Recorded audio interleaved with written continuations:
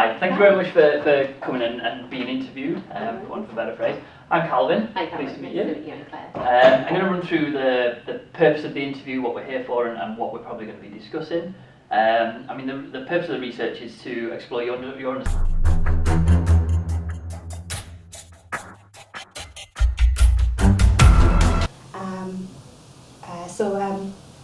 How do you feel about the values of the GoU and the daily effects it has on your job? Oh, that's an interesting question. Two questions, I suppose. How do I feel about the values and how they affect my job? Yeah. That's what I found difficult, the like instigating the conversation.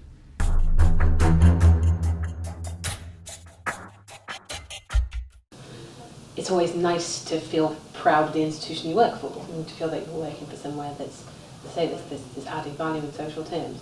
I don't know how much you know about it, but that's sort of in a state of flux. You know, there are some changes. Changes at the moment, yes.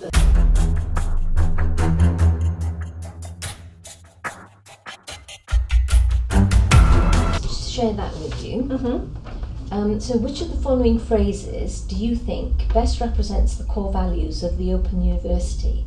So is it A, students first, B, open to people and open to ideas, widening participation, or something else that you can suggest, or please state what you think that might be. I think it's B, open to people and open to ideas. So in order to draw that information without putting words in other people's mouths, over the years I've had to think a bit more broadly in terms of, well, how am I going to do this?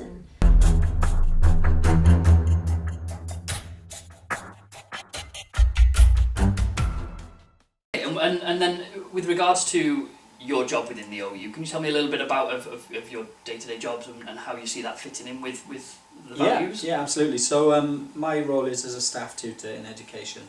So I suppose my primary role is in managing the associate lecturers who deliver the learning experience.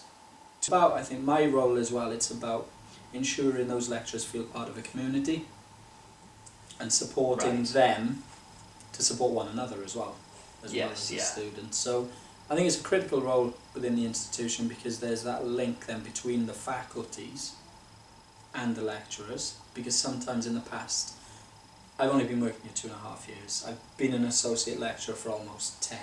Is what they do ultimately impacts on the students because they are key for that student experience. Yes, yeah, I can understand, because they're almost the face of the face of the university. Yeah, it's a very good way to put it, actually. And do you think then, to try and expand on that, when you mentioned that you were an associate lecturer prior to this role, was that with the OU as well, was it? Yeah, right. With the OU, yeah, and so, I still do that as well now. So how do you think that your associate time as 10 years was it as an associate lecturer, how do you think that sort of impacted on your current role at the moment? Do you think it's I don't want to be leading, but has it helped? Has it? Oh, absolutely. Has it, yeah. Absolutely. In what sort of ways? But I remember one of the good points is when he mentioned he'd been an associate lecturer prior to his current role as well, and I literally mustn't forget that because I want to go back to that and see if he's got a different view of the values then.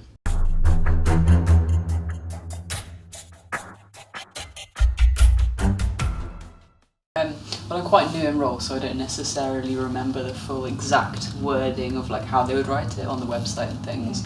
But as far as I kind of understand it, it's kind of around the central mission, which is like to be open to people, places, and like techniques. So it's a kind of focus on being accessible to as many people as possible. So it's reflected in the way that you can do it alongside work, so you can study alongside other commitments. It's quite flexible, like time frame, so you could do undergraduate, and I think the cap is something like 16 years, so you don't have to like as tighter deadlines necessarily to complete the whole thing, like module by module, and also like they don't have the same entry requirements as other universities. So if you didn't necessarily get on with education like while you're a teenager or whatever, so you don't have A-levels, then you can still get another way, like a foundation kind of course type introductory thing. So they've got like a strong emphasis on that.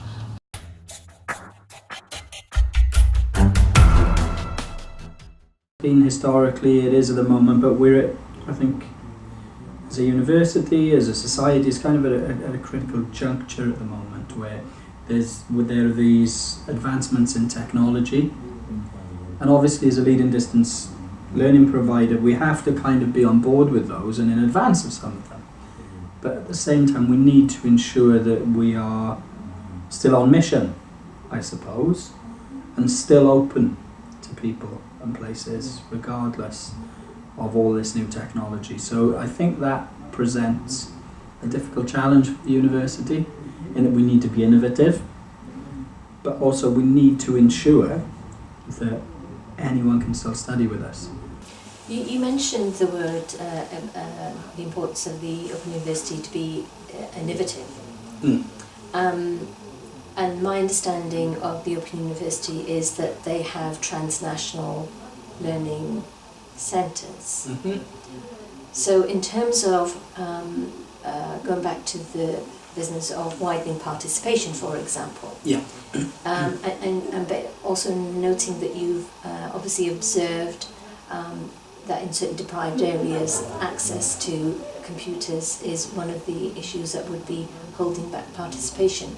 But where there are communities where there would be perhaps other issues, such as for example women not being able to travel to certain places to study, so Open University would be a good place for them. But then there's also things like the priorities of education. Where does that sit? So would you say that education is a privilege, or would you say it's a fundamental human right? There was a point, because I was trying to, I didn't make any notes before going in terms of guiding myself. It was literally walk in cold and run with the conversation. And I could tell that there was a point, sort of, I think it was about halfway through the interview, where I asked about the values of the Open University, and we talked about taking innovative approaches. So I kind of seeded an idea, but I was really worried, am I doing this the right way? I was like, okay, then you're looking at innovation. So how would you make that a reality? That's what I was trying to do, try to broaden it out a little bit. But I was really conscious of, hang on a minute, because I haven't thought this through, am I putting words in his mouth?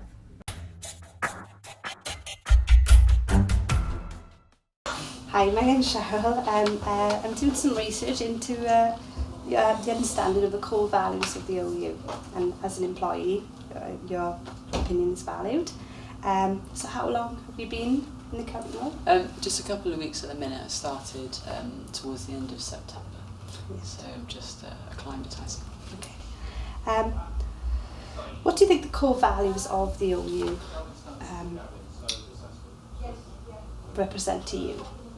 Okay, well, as a new employee, I can't necessarily give you kind of verbatim what the official thing is, but for me it seems to be centred around the kind of mission of being open to people and places and ideas. So I think you can kind of see in the setup how that is important to the organisation. So what is your role, your general role within the OU? So I'm in the new venues management team, which is taking on the bookings of venues for like tutorials, exams, kind of ad hoc events, all of that, and that'll be basically kind of the admin back office stuff to support that. What do you think the OU should prioritise in its current in terms of its core values? I think that the emphasis on accessibility is absolutely crucial.